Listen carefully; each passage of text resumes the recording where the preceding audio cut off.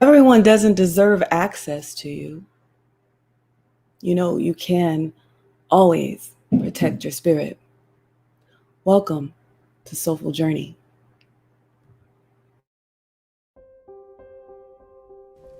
Soulful means something that's heartfelt, deep, and profound. To journey means to travel from one place to another. This show is about deep and heartfelt discussions about where we are, where we're headed, and where we've been. It's a place where we highlight memorable moments we've had. This show is about everything and everyone that is good for the soul.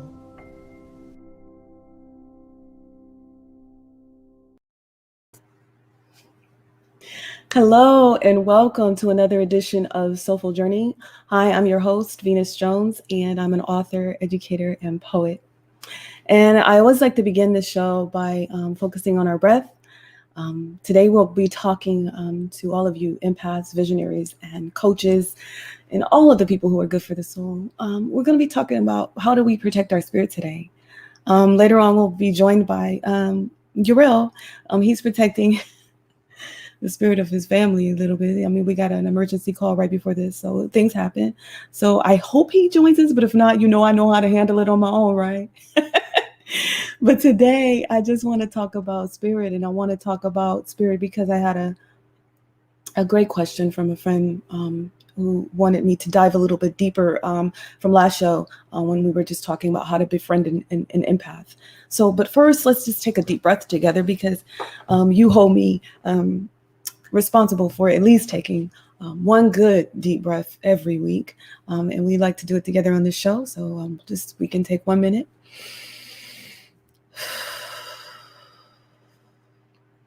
To relax with that breath.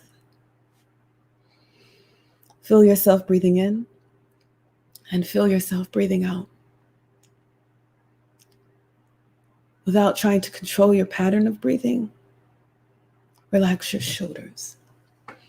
Relax your jaw. And notice how every breath is different from the next. It is the same with life.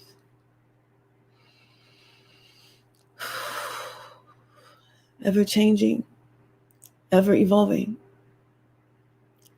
And whatever is going through your mind right now, you can't let it slip away. And just for this moment, we can come back to harmony because you are safe. You are accepted. You are forgiven.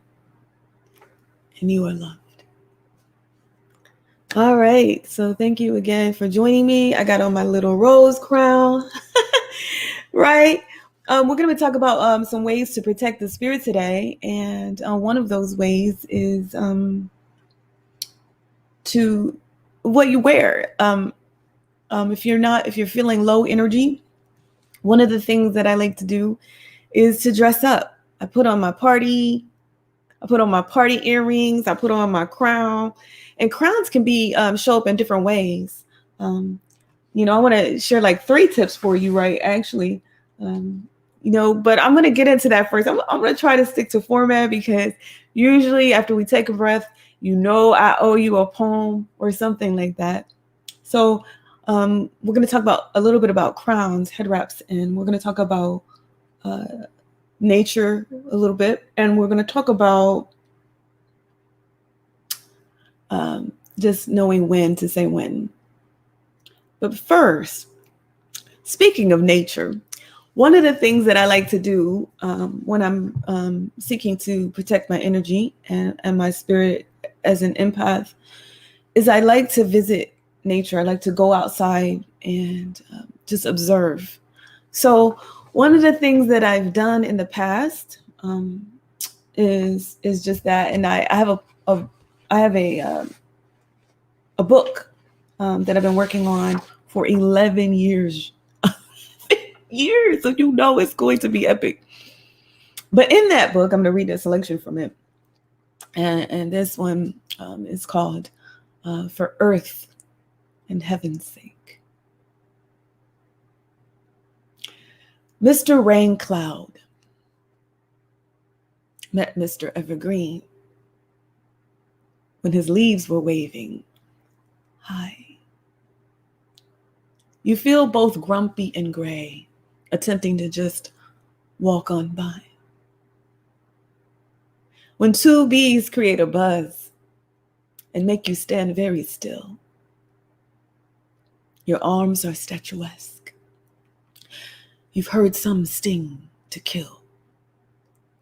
Your limbs are frozen twigs, so afraid you fail to praise. When Mama Bee whispers, honey is still the craze. Then you take another pause. When the blackbird comes to sing, his song sounds like sorrow. He is the caw, caw, caw king. For earth and heaven's sake, you are no magnolia tree, but you stand still in meditation. And suddenly, your mind is free. Shake the maracas for the love of mindfulness, yes. And all creations that mimic all that God has already given. So let me dive a little deeper into how to protect your mind, body, and spirit, but especially your spirit today. I have a question. Actually, this show was inspired by a question that came from, let me see if I can find the question. It is a question that came from a viewer from last week. And let me see if I can find the question. Yes. So I'm going to read this part. It says, the hardest part of being highly sensitive and an empath is that I often absorb other people's energy. That's what happened in this situation from my previous post. I still am finding it challenging to shake that off and out of me. I have to be very careful when I spend time with others. I need to protect myself with light consciously. The detox part is hard when I didn't protect myself first. There is an aura shielding meditation technique that I'm learning from this Empath experience book. Any suggestions you have, Phoenix Jones, to release negative energy? The energy that I absorbed from others. And I sure would appreciate that. So that is a question from Karen Rose. Blessings to you, Karen. She Rose. And yeah, I have to say, I have not read that book, but thank you for the insight. I will definitely look into it. But I can speak from experience when it comes to the thing that we didn't talk about, which is, what happens when you absorb other people's energy. I believe it or not, I used to be a case manager.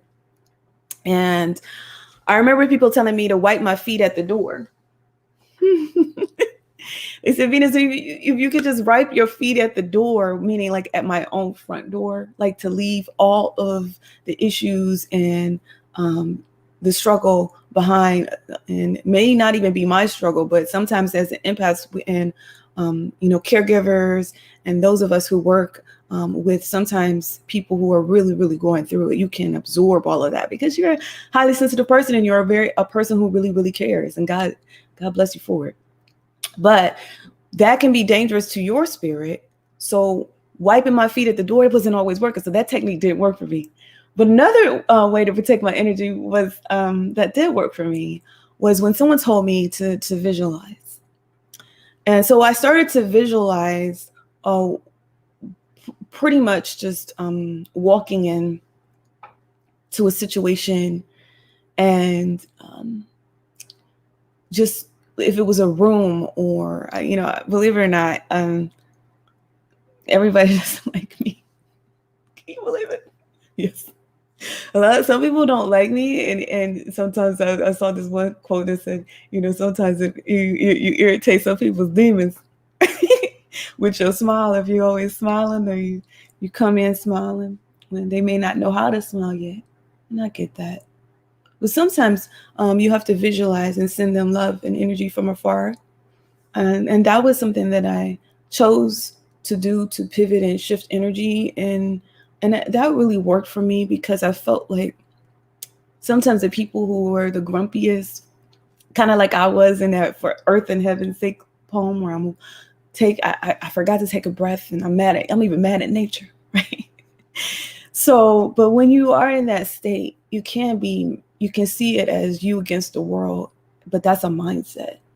You can also see that the world is all, ways on your side, and the time is on your side.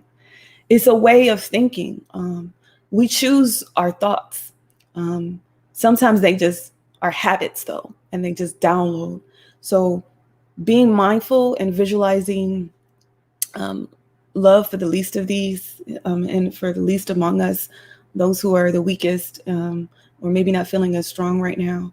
If you can send them love and send them light, for me, was transformative. Now, we're the best of friends, me and that specific poet that I'm thinking of. No. And we may never be, but I did see a shift in energy, and I felt like that really helped me. And I really think that just also just another coach once told me, she was like, if you can imagine like putting a bubble around yourself, if you're going to a toxic work environment until you can find your better job, and you're going in there, even if you just imagine, like even before you leave the house, like that there's like this spiritual bubble around you. And as Maya Angelou once said, sometimes even when you're getting on stage and you're going and getting in front of a lot of people that you don't know, you don't know what kind of baggage and energy that they might be carrying, that you could pick up. Being highly sensitive, you could say, you could talk to your ancestors and spirit guides and say, come on with me. Come on with me, Grandpa Lewis. Come on with me, Uncle Junior. I need your help now. It works. So, shake the markets. I felt that. Yeah, it's true. Now, let's talk about this hair. I when I was younger and I was coming into my own, and I was thinking about my heritage, I remember believing that a lot of people that I looked up to, they would wrap their hair. Now, there's a lot of different ways to wrap your hair, and I wanted to talk about that. So number one we talked about is going out to, nature, and nature can help you protect your energy. I say go green. And when you're out there, I even took my shoes off last time I was around a whole bunch of green. Some people say you eat green, you walk on green, you might even make green. All right, remember that. Take that note on that. I'm dropping gems today. Okay. So yes, you will find me sometimes grounding myself. As some people say, you can ground yourself by sometimes just going barefoot on some grass, and that can help you restore your energy. And then I talked about visualization. Yes. So we got 2 tips there. Another one is wrapping your hair. Now, believe it or not, when I was younger, I would wrap my hair, and I would wrap it because I thought that looked more culturally appropriate.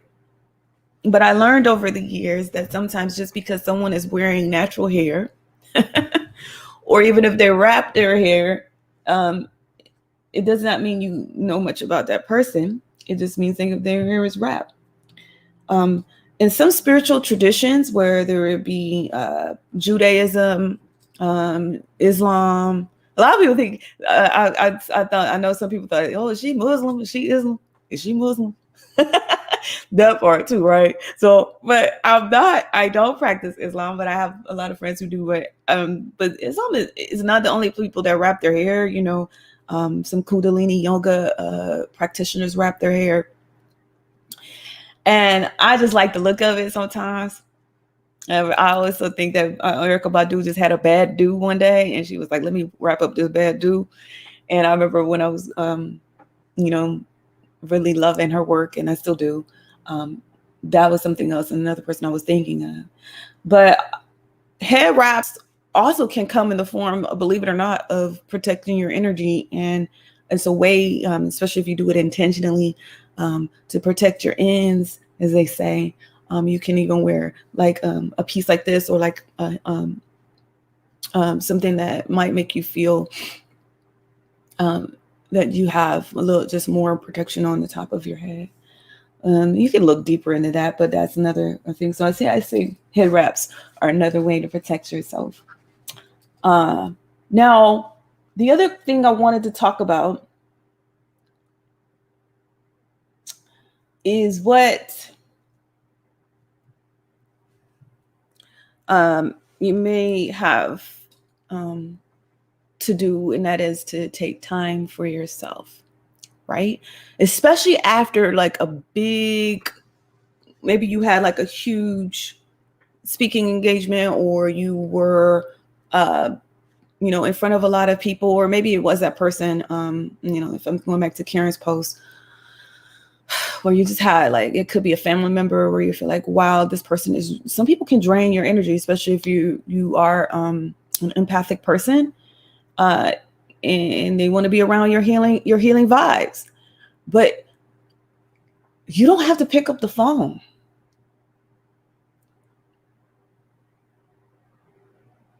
I remember I used to always pick up the phone.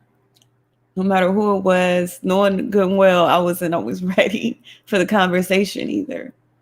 But you don't always have to pick up the phone. You can choose when is the right time for you. It's okay to not be okay with talking right now.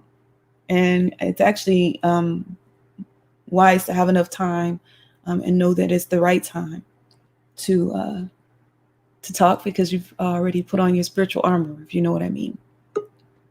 So that's one of the other things I wanted to talk about, was just that it's important to just do those things. So let me recap.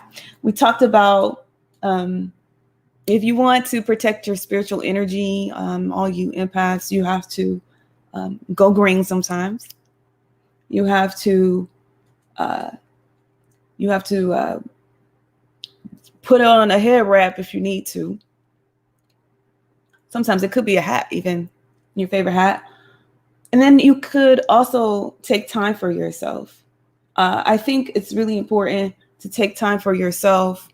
And really, that could mean, like, just taking a pause before picking up the phone, with a deep breath and some visualization. So again, going back to visualization. So I think those were the 4 things. Yes. So I hope that was helpful. Let me know in the chat. I know we're broadcasting in a few different places, but I'm glad that you're here. And guess what? You're not the only one here. Uriel has made it. So let me welcome the one and only Uriel Riley, and he is a healing practitioner. He is also doing a lot of work with me on Clubhouse. We host a couple of rooms there, and I'll let him talk more about that. We have a journaling your journey sessions on Friday. So hopefully you can join us 9 a.m. Pacific Standard Time. But also he hosts a You Are Healing House. So without any further ado, this is a member of my tribe and a loyal viewer of Soulful Journey, Uriel Riley. What's up? Peace, peace. Hey, peace, Hey, King. peace, goddess. Blessings. How are you? You good? You look good. You sound good. I can hear you. Yeah, always trying to spiral the energy. Yes. Goddess, you look amazing.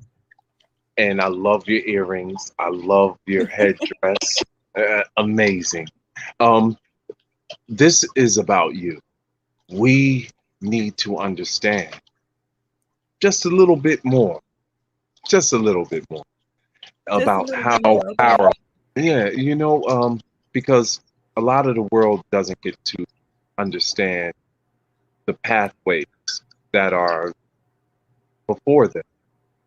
And I just really would like to highlight you and all your beauty, all your magicalness. You are really a. So let's talk about it a little. Hey, Uriel was like, Venus, I want to interview you. And I was like, okay. And the truth is, I am opening up to more so if you know someone too though, Uriel, I have a long list of hopefuls, of people that and some people who are already in line, but I'm opening myself up to also being interviewed. So here we go. What questions you got for me? All right. So let's help continue to help like we are at Bengal, how you've done for me, so many others. I mean, this is a mentor. So as in the mentor mind frame, let's take ourselves out of it. Let's start at childhood. Let's start how you what has molded you because we want to know mold. Yeah, I mean, That's always a scary question, right? Let's talk about your troll. no, just a But quick no, I hear you though. I'm not gonna be too goofy about it, but I'm a little goofy, so. But I'm yeah, listening. Go ahead. at, just a basic, if you can, because we don't have time. None of us do. So in this space, we would like to know, how did you start to rise? How was your seed planted? All right. Well, actually, I started to rise because of rain. If you want to talk about from the form of a seed, it was the rain. It was the pain and the feeling of having to push through dirt, right? Uh, I was I rose because I had to. A lot of it was just feeling like a misfit as a child, feeling like still always trying to find a place of belonging, but going through a period of abandonment and feelings of abandonment, as being an adopted child, but also going through the struggle of being a Black little girl in America. And, sometimes at predominantly white schools, but then Beautiful. also, right? Yeah. But also being at sometimes at Black schools, feeling like I don't fit there either. I was always like somewhere where I felt like every circle I went into, a lot of times I didn't fit, but also didn't realize I was an empath back then. I was very sensitive, a very sensitive child. And it was really the rise of a teacher who came and said, I want to put you on stage when I was 9. And I didn't want to be on that stage. I went in kicking and screaming, Uriel. I went in kicking and screaming because I Yeah. didn't like the idea of being seen, and still am not always that keen on it. But I know that it's not about me. It's about being a vessel, and it's about, if I survived all of these things, that I have a story to tell. And my birth mother gave me 2 things. She gave me birth, and she gave me this name Venus. And Venus is a very powerful name to have to live into and to grow into. And how am I doing? Hey, it means the goddess of love and beauty. I'm doing my Shine. best to Look at represent. your skin. Glowing. You know, Thank you glowing. so much. But no, I So got to give a shout out that's to Miss Pazanley though, because she made me Dorothy and the Wizard of Oz. She put me on the stage and said, even though I had broke my wrist, she was like, "You gonna do this because the show must go on." that's right. And that was one of my biggest and greatest first lessons, was that the show must go on. But I'm saying today that, even if the show must go on, you can still take an intermission because we want to protect our spirit. But I'll let you ask the next question. It's important. Okay. And speaking of that, so because we're going to go right on top of that. Okay. This is what makes you so great, so magnificent of a person. Um, how did you, in hindsight, how did you reflect that energy that you were um, scared of, I guess, or that you spoke about earlier? Um, how did you transmute that energy to become able to be on stage from admitting that you were crying first stage? And you've done so much. I mean, plays, scripts, commercials, song, you've done it all. So, how did you transmute that energy? That scared little girl energy. That's right. Yeah. I transmuted that energy through journaling, which is another way to protect your spirit. Journaling. I didn't know it was journaling though at the time. I just thought, oh, it's just writing in my diary because I'm not allowed to speak up. And if I asked a question, I lived in that kind of old school household of, that, and then during a time, the mother that raised me, she raised me the best way she knew how. And during her time, young kids and women and young girls were just to be seen and not heard. Right. So it was just out of line, she felt. And she was trying to protect me. That's right. To her credit.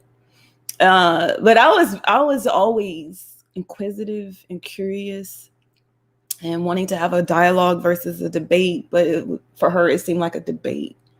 And my aunt, she gave me a diary. My Aunt Barbara gave me a diary and told me to write in it. And that's how it all began. And that became the Blossom. And it's how I dealt with some early, like a good friend of mine who was also like a brother to me who passed away. And that was the birth of me becoming a poet, was through that pain too. And it was the journaling and the writing, how some of some of the journaling was turning into something poetic. Yes. And knowing that I would then enter into theater and seeing how, okay, words can turn into art. I had already knew that in the back of my mind unconsciously. And, what do I do with these nightmares? Nightmares can turn into films. Oh, okay. You know what I mean? So I started to putting two and two together. Wow, that's seeing as a blessing. Mm-hmm. That's an amazing answer. Thank you so much for showing us the way, the light. Because there's so many little girls out there, especially indigenous color, that feel marginalized, and that marginalization makes them feel like I need to stay in my place. But you, just like a flower through the concrete, right? One of your mentors. Hey. They broke through the concrete. That's right. Just like Tupac, right? I think that was his quote. Yes. Mm-hmm. So, wow. So yes, being in fertile desert, fertile deserts, fertile dirt or fertile soil.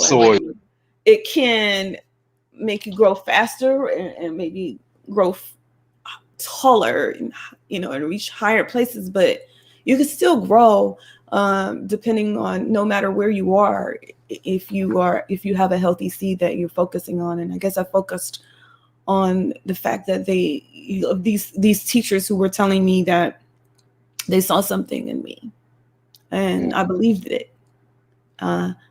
Just today, I saw a post where they said there was a powerful message that a teacher shared.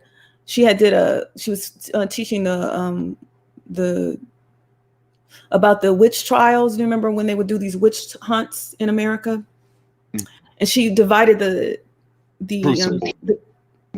Salem witch hunts. So she had divided up the class and told the class that, she whispered in each one of their ears, whether, told them, to look for the witch and to try to get as many people in their group as possible, but who was not, who was different from them, as many people as them, and told them if they were a witch or not. But so what happened is some people created these really small silos, or if somebody told them they were trying to weed out, if you said that they were, maybe they were asking them questions like, do you like brooms? Or I don't know. Right, I don't know what they were asking them, but so what happened was at the end of the experiment, she said to them all, she was like, raise your hand if you are a witch. No one raised their hand. And they were like, what? They didn't get it. Why? They were like, well, how would you, that's not fair. Why would you do that? So none of us were witches? And she was like, no. But that's the power of what someone tells you are. They told them that they were normal. They told them that she told them all that they were, the thing that everybody wants to be. Right. But that's how quickly we can divide people who are really just like us. And I love that exercise. Wow. That's really where we have to go. So you coming from a place where you face your fear, right? Right. You face fear. And we know in therapy that's the first part of getting over any part. Real talk. Fears or traumas is accepted. So you went on stage. Now you said, I'm going to write stories that people can play out and be an actress or actor in a story. Can you talk a little bit more about that? I would love. I mean, that's just so fascinating how far you have come. And talk about from before She Rose to some of the plays. Just a transformation. Well, I started off getting into community theater. After that, I got my first agent when I was in Tampa. Wow. And that was because I was actually in a play that was actually, I believe it might have been one of my first paid performances and runs. And it was God bless her soul. She just passed away too. Her name was Anna Brennan, and she had cast me in the very first ever V-Day, right? I don't know if you're familiar with Eve Ensler, but it's gone on to be an amazing just rites of passage, almost like for colored girls, for a lot of women and young girls. But it was called the Vagina Monologues, and I was one of the very first cast members in that. And there was an agent in the audience. Remember. Yeah. So there was an agent in the audience, and that's how I got my first agent. Wow. And I was already working though, because I got my internship at MTV. I was a former DJ. So I've done a lot of stuff. Exactly. But the DJ stuff, me being on the air at WZIP in Akron, and that was where Soulful Journey was really born. I don't know if I told you this, but Soulful Journey actually was born when I was a DJ. I was a member of a program and a format, an urban contemporary format called Soulful Journey. So really, this is like the third version of it. And I did another one in the community here in San Jose, and now I'm doing it here virtually for the world. So, but it started off in Akron, Ohio, and so I went from DJ. You saw how the production was. Yeah. Right? So, but I went from and then Akron. Okay. No, yeah, please. Because so I went. So the quick answer is, I, as an artist and as a creative, I went from 9-year-old girl being in a play, being scared, realizing that I had a gift because everybody told me I had a gift, feeling like, okay, well, if this is my gift, I need to nurture it. Continue to do that through the community theater.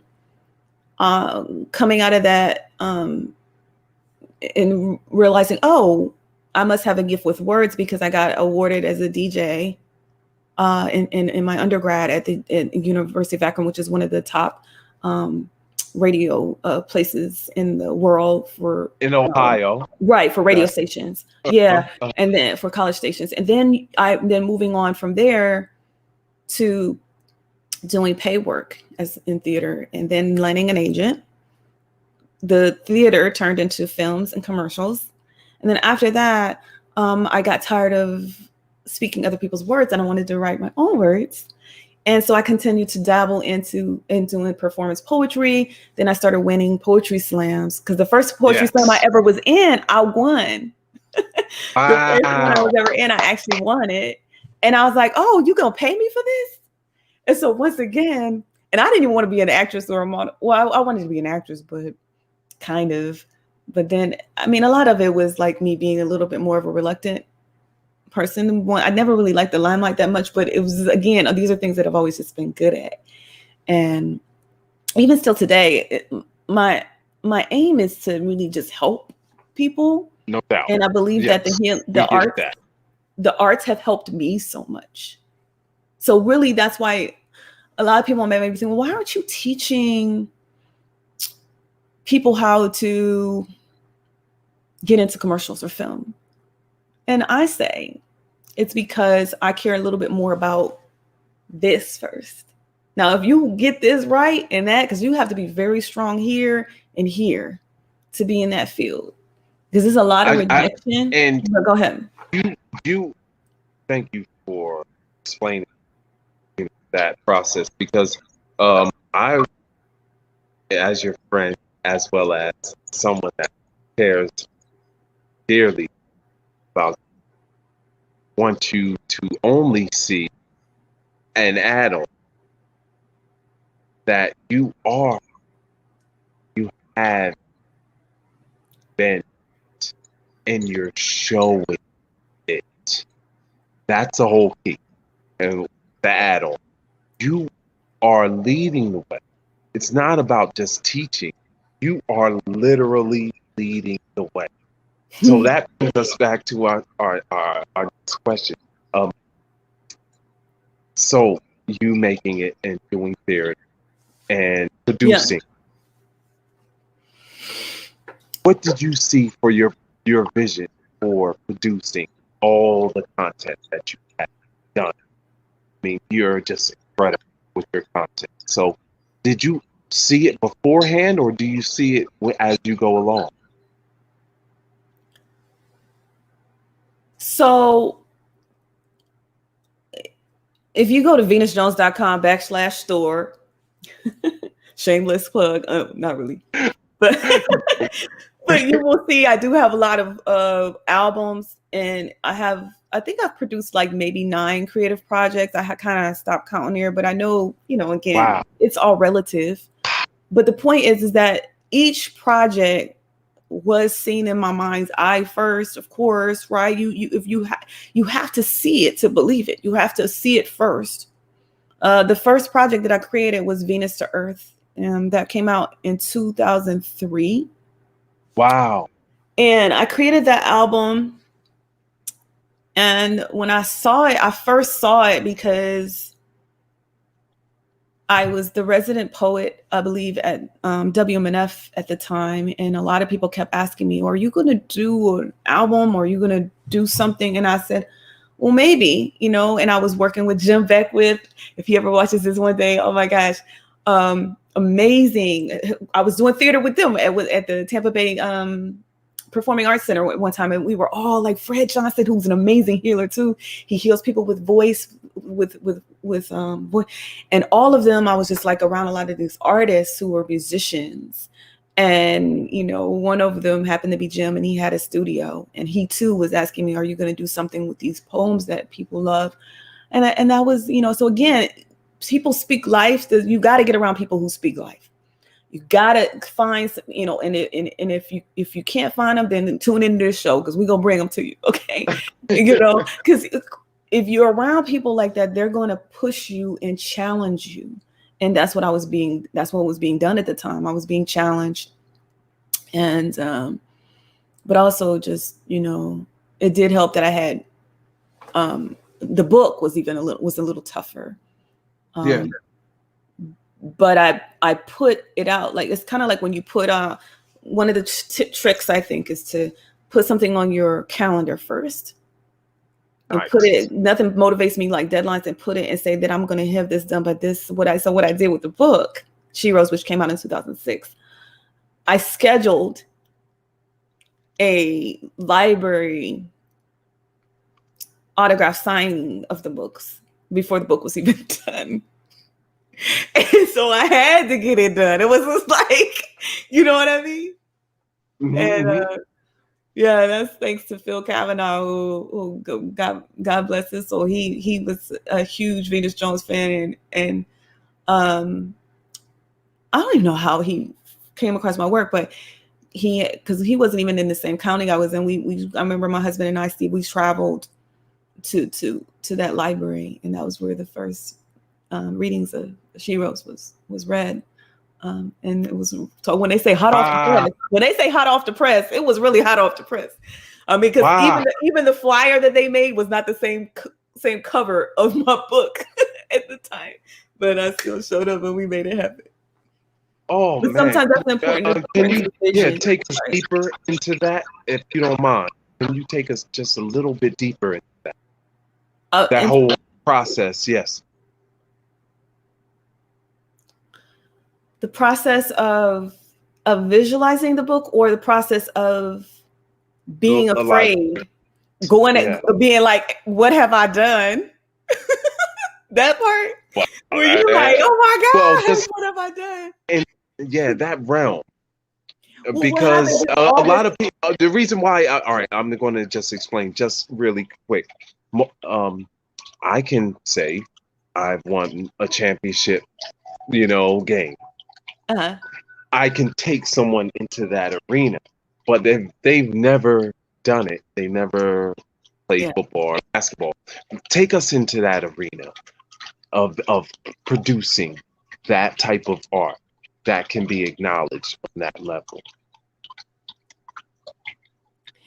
Well, all of being a creative and an artist, it's for those who are playing with the passion of poetry, and nurturing that passion that they have for poetry, and their goal is, say your goal is to write a book.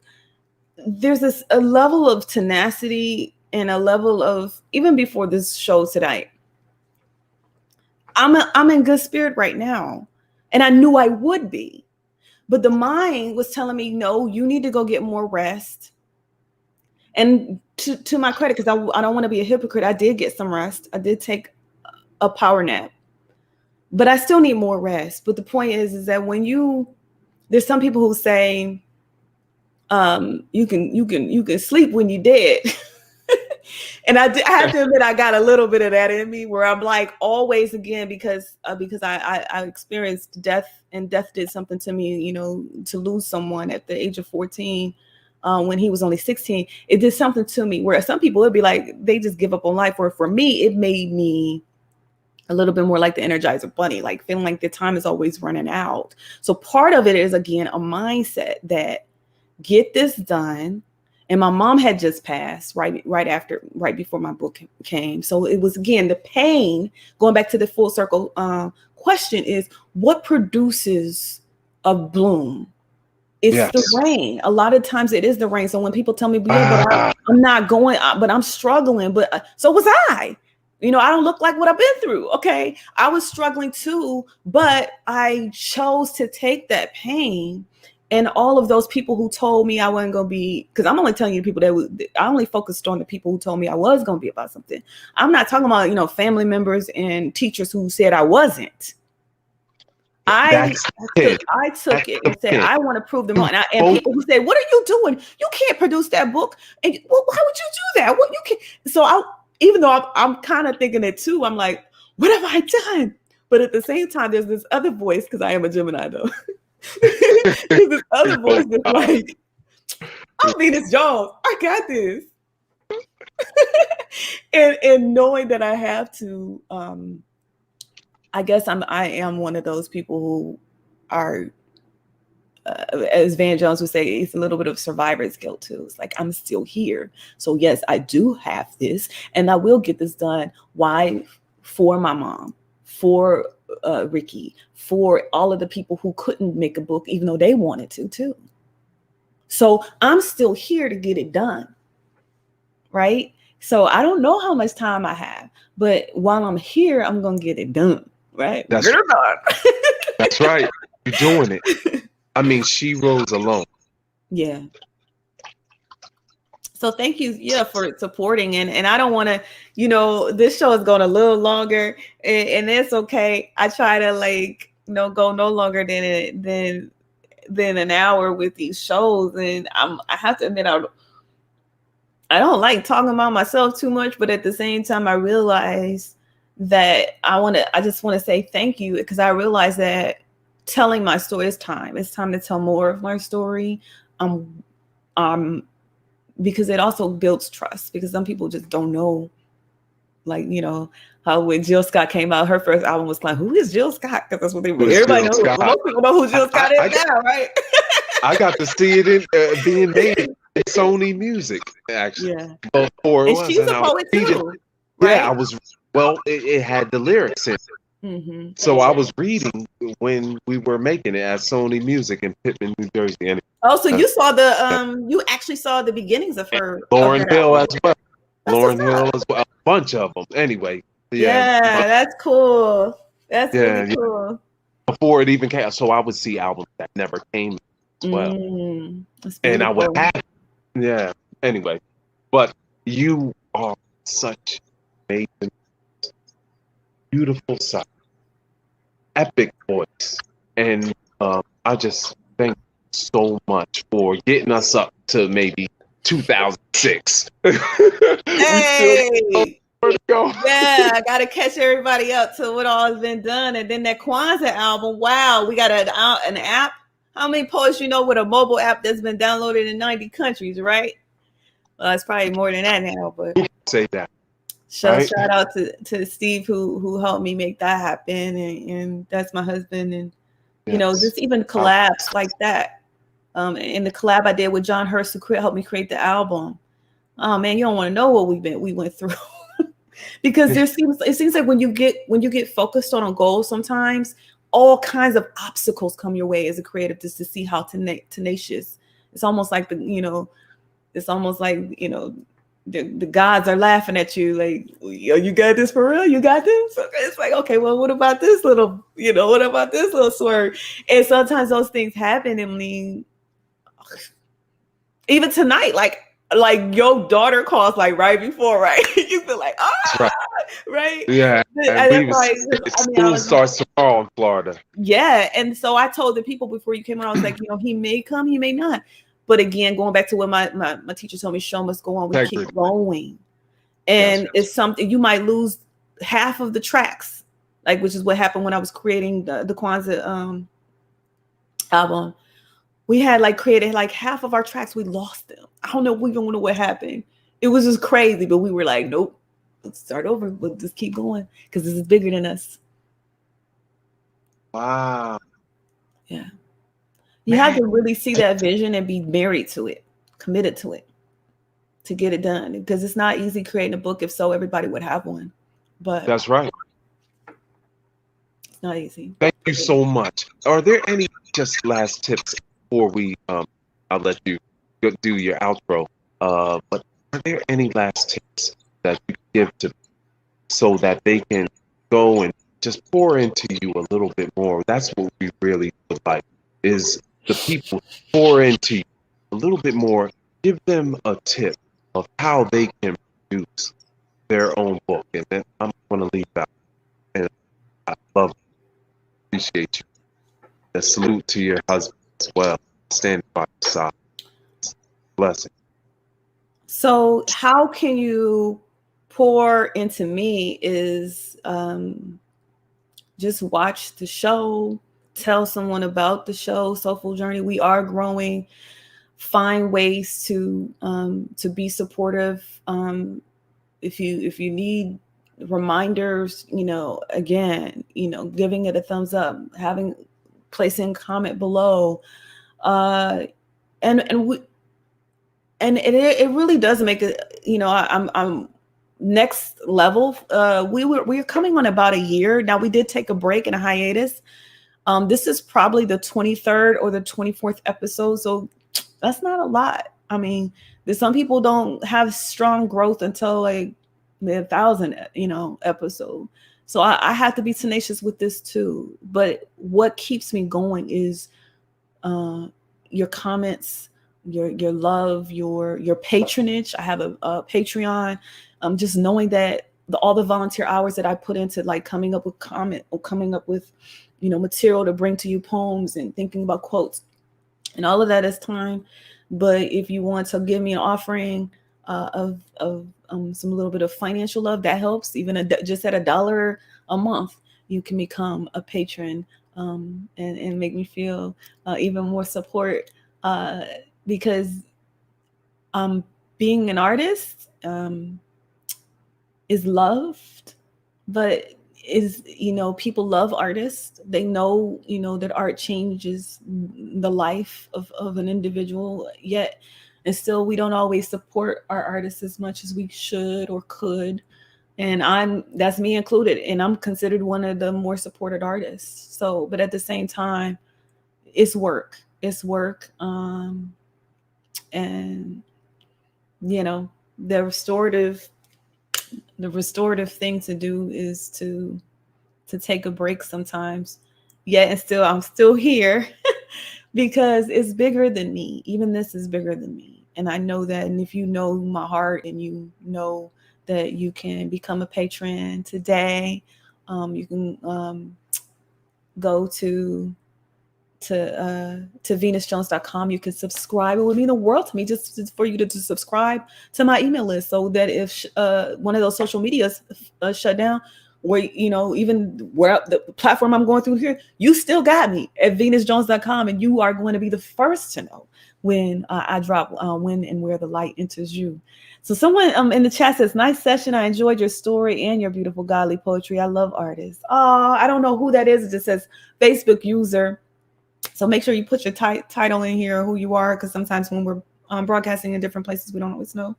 But thank you for that. And again, that comment, even that comment, you see, I touched my heart. I'm like, oh, I felt that, because even a kind word.